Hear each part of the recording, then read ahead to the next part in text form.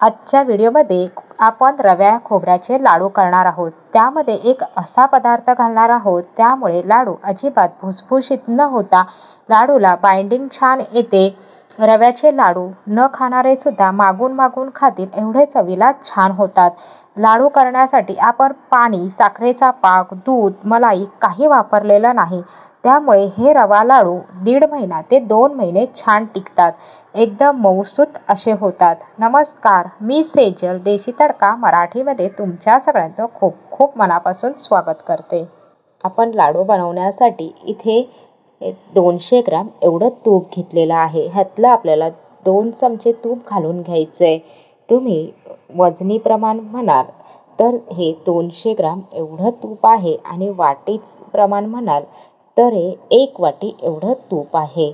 मी इथे 2 चमचे तूप घालून घेतले आणि अर्धा किलो रवा घेतलेला आहे। त्यातला मी पाव किलो एवढा रवा घालून घेतला आहे। रव्याचं वाटीचं प्रमाण म्हणाल तर हा 4 वाटी रवा आहे आणि वजनी प्रमाण हे अर्धा किलो रव्याचे आपण लाडू बनवतोय।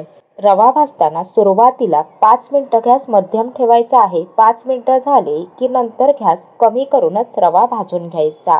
असा भाजला रवा की रवा कडक होत नाही भाजताना। रवा भाजताना तो सतत परतत राहायचा, एकसारखा सगळीकडून छान तो भाजला जातो। मी लाडू बनवण्यासाठी एकदम बारीक रवा घेतलाय। रवा भाजला का ते कसं ओळखणार? आपल्याला रवा भाजायचा आहे पण त्याचा कलर अजिबात बदली होऊ द्यायचा नाही। त्यासाठी रवा भाजला की त्याचा छान असा सुगंध येतो। सुगंध जरी आला तरी तो अजून 3 ते 4 मिनिटं चांगला भाजून घ्यायचा, म्हणजे रवा व्यवस्थित भाजला जाईल।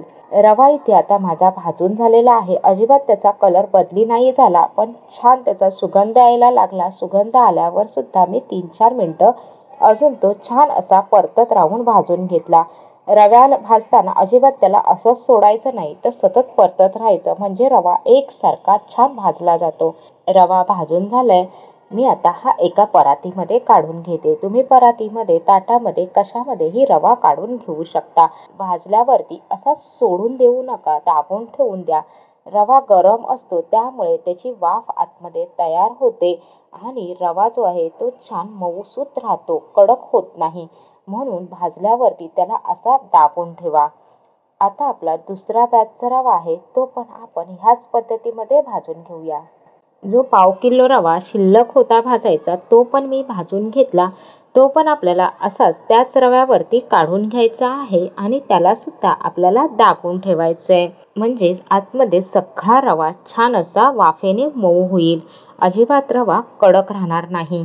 आता त्याच कढईमध्ये आपल्याला खोबरं भाजून घ्यायचं आहे। मी 1 वाटी डेसिकेटेड खोबरं घेतलेलं आहे। खोबरं भाजताना आपल्याला तुपाचा वापर करायचा नाही। तुम्ही जर तूप घालून खोबरं भाजलात तर खोबऱ्याचा कलर पटकन बदली होईल। कुठे ते जास्त भाजलं जाईल तर कुठे कमी भाजलं जाईल।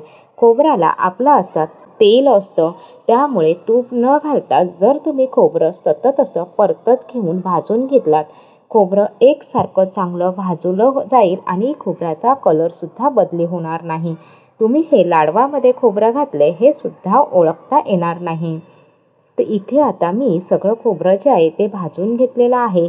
खोबरं एकसारखं चांगलं भाजलं की खोबऱ्याचा जो कच्चेपणा आहे तो सगळा निघून जातो। त्याच कढईमध्ये मी अर्धा चमचा एवढं तूप घातलंय। 4 चमचे एवढं मी बेसन घातलेलं आहे। जे आपले पोहे खायचे चमचा असतो त्याच चमच्याने मी 4 चमचे बेसन घेतलंय, म्हणजे वाटीचं प्रमाण बघाल तर हे पाव वाटी एवढं बेसन आहे। पुन्हा मी अर्धा चमचा तूप घालून घेतलेलं आहे। आपल्याला बेसनचे गोळे न होता सतत ते गोळे चमच्यानेच मोडून घ्यायचे आहेत आणि सतत परतत राहून आपल्याला हे बेसन भाजून घ्यायचंय। बेसन पण एकदम डार्क कलर येईपर्यंत भाजायचं नाही। बेसन भाजलं गेलं की त्याचा छान सुवास आला की 3-4 मिनिटं ते अजून भाजून घ्यायचं। हे बेसन तुम्ही लाडवामध्ये घातलात, लाडवाला चव खूप छान येईल। रव्याची जी बाइंडिंग आहे ती चांगली राहील। रव्याचे लाडू भुसभुशीत होणार नाही। लाडू खाताना खूप छान असा चविष्ट लागेल। इथे आता मी सगळं रवा आणि खोबरं जे होतं ते मिक्स करून घेते। रवा आतमध्ये आपण दाबून ठेवला होता भाजल्यावरती, त्यामुळे तो आतमध्ये गरमच आहे। आता आपल्याला ह्यामध्ये जे आपण बेसन भाजून घेतलंय ना ते घालून घ्यायचं आहे। बेसन कशा पद्धतीमध्ये मिक्स करायचं हे मी तुम्हाला पुढे दाखवणार आहे, त्यामुळे व्हिडिओ स्किप न करता बघा. 1 चमचा मी वेलची पावडर घातले. वेलची पावडर पण आपल्याला मिक्स करून घ्यायची आहे. आता आपल्याला ह्यामध्ये घालायचे पिठी साखर. मी वजनी प्रमाण म्हणाल तर मी इथे 300 ग्राम पिठी साखर घेतलेली आहे. वाटीचं प्रमाण म्हणाल तर मी इथे 2 वाटी पिठी साखर घेतलेली आहे. पिठी साखर चाळूनच घालायची. पिठी साखरमध्ये जर काही गुठळ्या असतील तर त्या निघून जातील, काही कचरा असेल तर निघून जाईल, म्हणून आपल्याला पिठी साखर चाळून घालायची. पिठी साखर चाळून घातली की लाडवामध्ये ती एकसारखी व्यवस्थित आपल्याला मिक्स करता येते आणि लाडूसुद्धा मग खाताना अगदी सगळीकडून छान तो गोड लागतो. तर इथे पिठी साखर मिक्स करून झाले. आता आपल्याला जे बेसन घातलेलं आहे त्यामुळे हा रवा आहे तो हातावरती असा चोळून घ्यायचा. चोळून घ्यायचा म्हणजे फक्त हातावरती 1दा ते 2दाच तो असा चोळायचा आहे. एवढाच रवा आपल्याला चोळून घ्यायचा, म्हणजे जे बेसन आहे ना ते रव्यामध्ये एकजीव होतं. लाडवामध्ये अजिबात दिसतसुद्धा नाही की ह्यामध्ये बेसन घातलेलं आहे ते. लाडूची बाइंडिंग चांगली होते, लाडू चवीला छान लागतात. 5 चमचेच तूप आपण घातलेलं आहे तरीसुद्धा अगदी आपली चांगली ही जी मूठ आहे लाडूची ती तयार होत आहे. आता आपण जे उरलेलं 200 ग्राम तूप होतं त्यामधलं 5 चमचे तूप आपण भाजण्यासाठी वापरले. उरलेलं शिल्लक तूप आहे ते आपल्याला कडकडीत गरम करून घ्यायचं आहे आणि घालून घ्यायचं आहे. तूप थोडं थोडं करून आपल्याला रव्यामध्ये मिक्स करून घ्यायचं आहे. तूप कडकडीत गरम केल्यामुळे रवा आहे तो अजूनच मऊसूत होतो. हे तूप आता मी सगळं घालून घेतले. तूप घालून झालं, मिक्स करून झालं की नंतर आपल्याला हा रवा जसा आपण पहिला दाबून ठेवला होता भाजून झाल्यावरती तसाच आपल्याला हा आता दाबून ठेवायचा आहे आणि मग आपल्याला हे लाडू बांधायला घ्यायचे आहे. मी तूप अगदी रव्यामध्ये व्यवस्थित हाताने छान मिक्स करून घेतलं आणि हा रवा पुन्हा असाच दाबून घेतला.